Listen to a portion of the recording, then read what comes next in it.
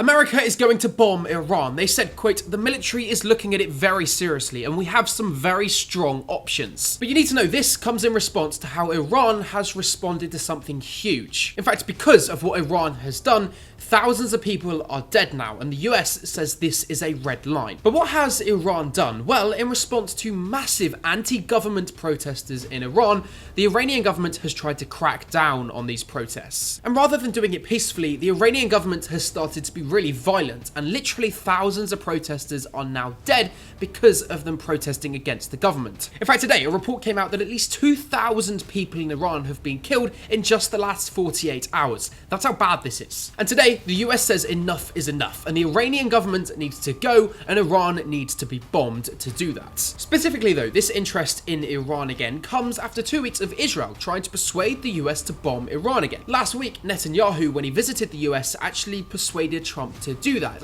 But with Iran doing this to their protesters now, it's kind of an extra thing on top of that. And it seems the US is actually going to bomb Iran now and try to overthrow their government. Trump said, quote, "The Iranian government is trying to negotiate, but we may have to act before a meeting." In other words, things are happening so fast in Iran now, and so many people are being killed, and Iran is doing so many things, that it would take too long just to have months and months of meetings whilst these things still continue going on. Because of that, the US thinks it's a much quicker option to just bomb them, which it probably is. I do genuinely think the Iranian government could be overthrown soon, or they could flee to another country because of how big these riots are and because of the threats by the US now. Big news, and you can leave me a follow to be the first one to know about it.